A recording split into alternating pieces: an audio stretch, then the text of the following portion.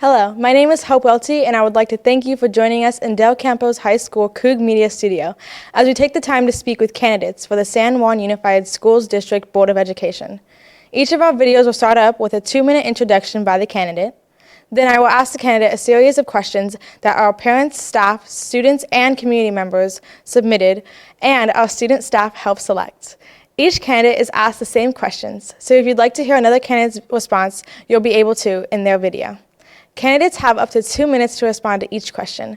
To make sure that we can get through all the questions in and that all candidates have an equal opportunity to respond, our district office friend, Elizabeth Zeladon, will keep track of time and let us know if we approach the 2-minute mark. After questions, the candidates will have up to 2-minute closing statement, so be sure to watch all the way through to the end. Now let me introduce to you our current board vice president, Zima Creason, who is running to represent Trustee Area 3. Hello, Vice President Creason. Please begin with your opening statement. Hi, good afternoon. Zima Creason, Vice President of the San Juan Unified Board of Education. So excited to be here today. I'm up for re-election this year, first elected to the SJUSD Board in 2018. Really proud that I'm the only parent sitting on the board that currently has a child attending a district school.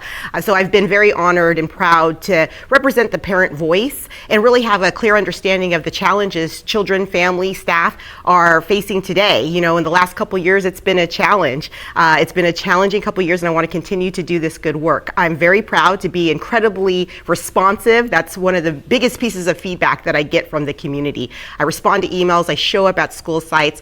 I'm dedicated to that. I want to empower student voice. I want to empower community and family voice, because really it's the people with the lived experience, all of you, that really should be driving, and you should be the motivator of policy and investment at the district level. A little bit about my priorities. It's kids. My priority is children. And of course, our community and families. I believe in a whole system approach, a whole family, whole child approach, so that kids, get what they need. Not one size does not fit all. So we have to be nimble, ensure that we have various and many services and support so kids have what they need to succeed in school. So thank you for having me, and I'm happy to answer any questions you may have. Your first question is going to be, San Juan Unified stopped providing home-to-school transportation more than a decade ago. What can be done to help make sure that students can get to and from school safely? This is a huge issue, and yes, this happened quite some time ago. I'm really proud of the partnerships that we have with regional transit, so any student can ride regional transit for free, which is so important, especially in an open enrollment district such as SJUSD, where kids can, it's 75 square miles, right? And so kids may go to school way across town, and let's be real, it is an access issue. Not everyone has the ability or transportation at home or a car to get to their school of choice. So I'm happy that we have this relationship with RT, but I would like to explore more options to make sure that kids have access to whatever educational programming they want. Many families were impacted by the change to start times this school year, whether it be by lack of supervision in the morning before school or a time crunch after school trying to fit in activities. What supports did you think the district implement to help families adjust, and what else do you think can be done? Yeah, the school start time changes were a huge challenge for many, many families. It was state legislation that led to this change, and it was really based on seeing, older kids do better with more sleep. And so this was based on science, and it was based on state law that had to be implemented. It was not just a choice from the school district level. So I want that to be clear. That said, I have worked in mental health for almost 2 decades now in workforce development, and so it's true, and I've seen the research myself, and I understand that older kids do need more sleep. However, just as the question asks, we have to ensure that all families have the services and support they need. We have to provide before school care. I'm really excited that many schools are offering breakfast clubs so young folks can be dropped off ahead of schedule, and there's after school care too.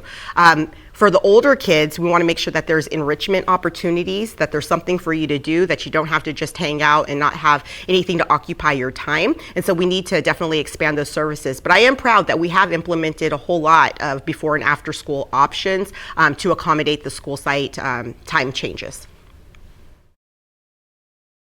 Most districts in California, including San Juan Unified, are facing declining student enrollment at their schools. Why do you think this is, and what ideas do you have to combat declining students? There are a lot of reasons that are contributing to declining enrollment. I think one thing that we need to make sure we're doing is ensuring that there are options for all of our students and families. We want to make sure that SJUSD can offer the programming that's best for students and families, whatever they're looking for. Some families and students are more geared towards CTE programming. Some families want to ensure that we have a lot of college readiness courses. Some need flexible scheduling. Some need more distance learning. We learned during distance learning it was not a great fit for a lot of kids and families, but it was a good fit for some. And some kids that were really struggling in the classroom for a variety of reasons really excelled during distance learning, So ensuring that we have many offerings so students don't feel like they have to leave our district and go somewhere else to get what they need, I think is paramount. And so to do that, we need to listen. We need to ask the questions and listen and have a better understanding from those who left and those that are considering leaving. Why? Let's figure out the why, and let's not guess. We don't need to guess. The people are right there. We could ask the question and address it to see how do we retain who we have and maybe invite those that have left to come back. Again, there's a lot of reasons that people leave and go somewhere else, but that is one area we can address. What can San Juan Unified do to provide classes that have meaning to students and learning that can be used in the real world? Again, listening, asking the question and listening. Student interest is so important, and that's why we have wonderful broadcasting stations like the one we have here at Del Campo, really based on student interest. And again, it's asking the question, and not just asking the question to a small group of community members or advisory committee members, but really going out into the community and asking the question, what do you want? But I think another layer we need to talk about is making sure students are aware of the high road jobs out there. There's many jobs out there that are in high demand, good wages, family supporting wages, benefits, but students don't know about them. So I think it's really important to make sure that we're raising awareness of what is in demand in the career space so that students aren't basing decisions just based on what they know, that we are uplifting the many opportunities, which there are, so that they're making decisions and expressing their interest based on a collection of information brought to them. We have a severe workforce shortage in many areas, including education, healthcare, manufacturing, technology, and many other areas. So, and many of these jobs are, again, high road jobs, good wages, family supported wages, and benefits. So we need to uplift those with students, and then again, ask the question, what do you want to do? And we need to offer what we can. Again, funding is finite, so we do have to make tough decisions because we can't fund everything that we want to do. But I think that we should align that based on interest and demand in the workforce space. What role does the Board of Education play in making sure that we have the highest quality teachers and staff to serve students and family? If I heard that correctly, it's what role the district plays to ensure that we have high quality staff to deliver high quality education. That is the topic of the hour, let me tell you. We've had a significant workforce shortage prior to the pandemic, and it was only exacerbated because of the pandemic. And this is due to a lot. There was a lot of moral injury that came to education during the pandemic. There's a lot of work to do here. Number one, we need to increase wages. We need to ensure folks in education are paid what they're worth, not only in the teacher side of the house, but all the staff side of the house. Let's be real. Not everybody that works in education is making a living wage, and that is not okay. Of course, a minimum wage, it's the law, but a living wage is not a minimum wage. And so to ensure that we can retain folks, we need to pay them so they can have the family supporting wages and benefits, right? It's sad that you could go and get a job at, let's say, In-N-Out, and that's more, you'll get more pay and in some cases benefits than in some district level positions, and that's just unacceptable. So I'm really eager to work with advocates at the state level to get education fully funded. That's what it comes down to. We need the resources that were promised to us. The California Constitution promises that education is to be funded first, and I'm here to tell you it has not been, and that is a wrong that must be righted.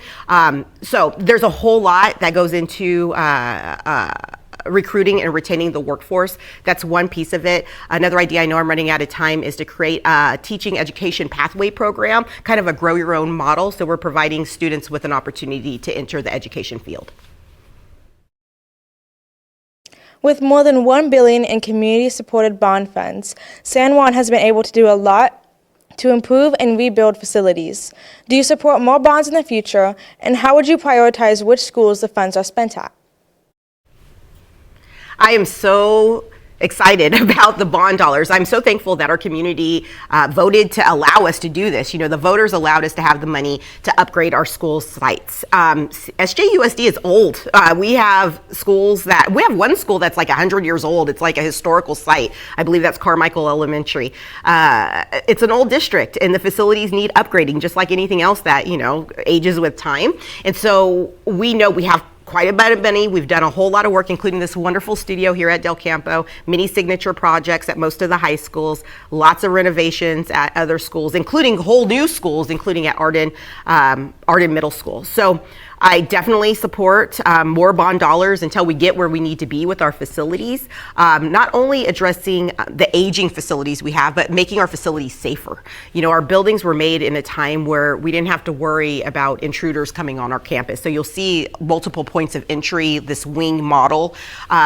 It takes money to renovate, and we need the money to make sure our campuses are safe. So I would keep asking for bond dollars until our students have 100% everything that they need. And we'll keep asking the voters to keep investing in our kids.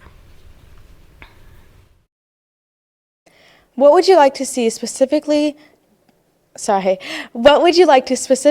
done to improve safety on school campuses?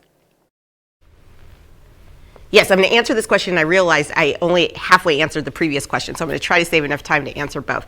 Safety is huge. So I'm really excited that I have been speaking with Moms Demand Action. I am a mom and I demand action, so I should probably join the club and wear their shirts because they are absolutely fabulous. They are a bunch of moms that are about stopping gun violence on campuses. There's a lot of research being done to reevaluate, you know, what are we training our school sites to do if something terrible happens? There's this idea of you stay in place, you lock down, but you know, and so maybe that's not the best thing that we should be doing. So I think it's important that we reevaluate the models that we've implemented to ensure that they are safe. Again, we need to make sure our school sites are safe. This multiple point of entry model it's just dangerous. And so I'm really excited to dive into the Sandy Hook Promise, work with Moms Demand Action and other advocates that have done a lot of the work in the research and really have a lot of ready to go tools. One of the things I'm really excited about, I'm going to be careful not to let the cat out of the bag. I'll say it like this. We recently we have been asked to pass a resolution that uplifts the need for secure firearm storage. That's a huge problem. We know that many of the tragedies that have happened were the firearms were obtained from either a home or a family member, from a registered gun owner. So just locking up firearms can, you know, save a whole lot of lives. That's only one aspect of safety. Safety is very broad. Safety from psychological harm, from trauma, from viruses. There's a lot that comes with safety, but I'll leave it at that for now. What is the single most impactful thing you can do as a board member to make sure that the district and its school remain financially sound and have balanced budgets? Don't spend money you don't have.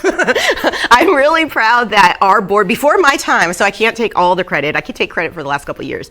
But we have a policy. We don't spend one-time dollars on ongoing costs. We don't promise dollars we don't have. And so we have been fiscally solvent, and I'm committed to continuing that. We got a lot of one-time dollars from the pandemic, COVID relief and recovery funds. And that's something that scares me quite a bit because we've been able to do quite a lot, address learning loss and other things. But when you invest one-time dollars and you have great things going on, what happens when those one-time dollars goes away? You have to rip it all back, right?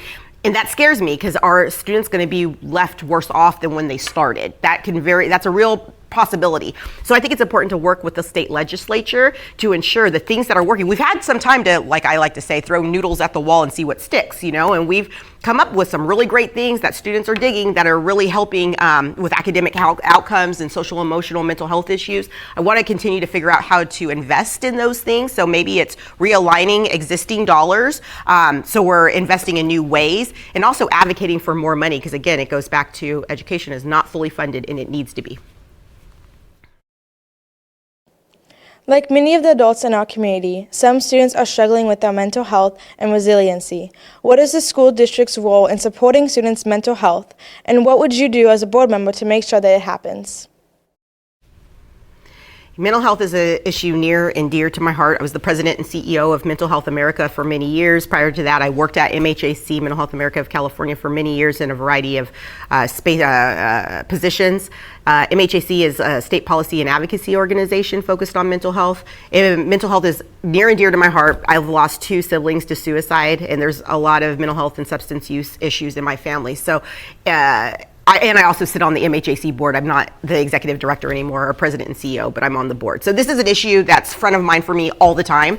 And there's a whole lot we could do. Number one is ensuring that access to services is upfront. So, the school district we don't have enough professionals. There's not enough mental health professionals in the workforce for us to provide the support that's needed in real time. However, we can be a connector to various services and supports, and we need to make sure it's not hard for students and staff to find this information. I think it's also really important to train peer support services, training students. How do you recognize that someone may need some extra support? How do you point them to services and support? Making sure that folks know how to seek help when they need it. So often folks know that something's not feeling right either with themselves or someone else, but they know that second step or even third or fourth step? And the answer is no. So we need to do more to make sure that folks are aware of what to do when things aren't great. Also, we need to make sure that we're really clear, when can we provide support services as a friend, and when do we need to make sure someone gets professional help? And being clear, we're not mini psychologists, so we need to make sure that we're being safe as we provide those services and support. So yes, definitely have a role to play in providing mental health services to our kids and our staff. Again, investments and raising awareness is a great first step. Do unions have too much power in California schools? I don't even understand what that question means. I've heard that a couple of times. No. I would say the easy answer is no, and I would like to shift that narrative. I am a parent. I have a little boy. I have skin in the game, right? I have a whole human in the game. And I'm very concerned with this narrative of it's unions against parents or unions against teachers. We have to all do this together. None of this works without a workforce. Education cannot happen without a workforce. So we need to recognize that this is a workplace. We need to make sure that, one of the first questions was about recruiting and retaining our workforce, right? I also made a comment about the moral injury that has been caused during the pandemic. We need to make sure that this is a great place to work and people are respected and they're treated well. And when they are, then they deliver high quality education for our kids, right? It goes hand in hand. So I'm going to just push back on the narrative of do unions have too much power? I mean, it's okay to be in a collective bargaining. I mean, unions actually, let's do some research on unions. Unions have done amazing things for America. Thanks for the 40-hour work week. Thanks for weekends, thanks for holidays. Thanks for not having little kids working in sweatshops, So too much power, no. I think it's a protection for workers, and I reject this idea that it's one or the other. It can be both. And it has to be both if we're going to deliver high quality education. It just has to be. As students, we see acts of hate speech and bias on our campus. As a board member, what would you do to address these concerns? This one's near and dear to my heart too. My own son has experienced this very young in elementary school, and it's hard. And I'm going to say something that's it's going to be kind of heavy. It's really hard to ask a Black person to solve racism. I don't know that I know all of the answers, but there is an undercurrent of racism. Let's call it what it is. That's number one, first and foremost. We got to call a horse a horse. The bias and racism is alive and well. It's getting worse. Maybe that it was kind of under wraps for a while, and people have been emboldened to share these really nasty views. So let's call it out. Number one, let's make sure that it's clear that it's absolutely unacceptable to treat our colleagues and our friends and our peers and our students in any way that's derogatory. Racism is not acceptable. When bad things happen, we have to call it out and not try to sweep it under the rug. I think that that's very, very important, not to pretend it didn't happen, because it did happen, and the students know it, and the staff knows it. So let's call it what it is. There needs to be real life consequences. People should not be getting away with, inappropriate behavior. And I also believe in restorative justice. We need to repair the harm. We can't just call it out and shame and blame, because that's, of course, I think that there is importance in calling out, behaviors like that. But I also believe in restoration. We work with students. There's time to heal and grow and learn and do better. And so I think that it's really important we spend the time doing that as well. How have you seen the district listen to the voice of students, and what other ideas do you have for how the student voice can be expanded?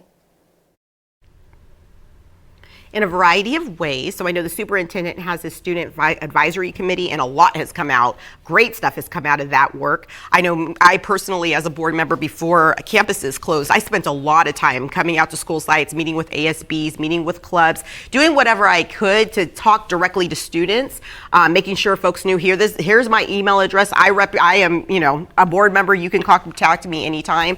Really try to empower advocacy from students. I think it's really important to empower you students as advocates. You are the masters of your lived experience. You're the experts of your lived experience. And so demonstrating that value, speaking that value, and providing you with technical assistance and tools to advocate is huge. So we do have student seats on our LCAP committee, so I don't remember how many it is now, but there's been some adjustments to the number of LCAP members we have. But we do have student positions on some of our advisory committees. Again, the superintendent has his committee. We send out surveys, there's thought exchanges. So there's been quite a bit, and also I'm hearing there's more and more student senates. I think different schools call it different things, but last night we just heard a report from a student senate, and really this group of students gets together, they talk about issues, they move their thoughts and ideas and concerns forward to the administration at the school site. That's huge. So I want to do a whole lot more of that. I am a huge believer in empowering community. Again, you are the expert of your lived experience. You know what's best for you in many ways. So I want to do more of that. And I want to be cautious, because although I love advisory committees, I don't want it to end with the advisory committee. We want to make sure that those in the advisory committee is going out, are going out and getting information from the collective, the community at large, and bringing that back. But we need to figure out how to do that more too. And it's tricky with 35,000 students, but I think we're growing and we're getting better. Thank you, Candidate Creason. Do you have a closing statement you would like to share? Thank you so much for the opportunity. It was really fun to be in here and do this. It was a little more nerve-wracking than I was prepared for. I do want to go back and answer a question that I didn't. There was a question, half a question I kind of skipped over, and that was, how do you prioritize which schools get support in the way of building bond dollars? We have a master plan right now, and I would love for that to be looked at again. And it's really based on need. We had, it's my understanding, and this was before my time, an outside consultant came in to, just evaluate our school district and, create a report based on need. I think that it's important because all of our schools need something, and we do want it to be equitable and fair. So I think that master plan should be looked at again. And in closing, I just want to say again, thank you so much for having me. I'd really appreciate your support in the upcoming election. It's a heck of a year for SJUSD, a lot of transition and change coming up. We are having our first by district election. We're moving into areas, which is huge. We're moving from a 5-member board to a 7-member board. We have a brand new superintendent coming along. There's a lot going on, and I think it's so important that we have continue to, number one, make sure that we have a parent voice at the table. And again, a parent, we have many parents on our board, just to make that clear, but a parent with a child currently attending a district school, we need to make sure that that voice continues, that there's some continuity in this challenging times. I have proven, I have demonstrated that I'm a responsive parent voice. I'm reasonable. I'm always happy to talk. Even if we don't agree on policy, we learn and we work together with the North Star, and our goal is making sure our kids have access to high quality education. At the end of the day, they have what they need to either go to a four-year college or go to some post-secondary educational institution or enter into a career. That's my goal, and I would love to represent all of you and continue to do that great work. And thank you for having me. Thank you so much for joining us. Don't forget to go and watch every candidate's video, and please go out and vote.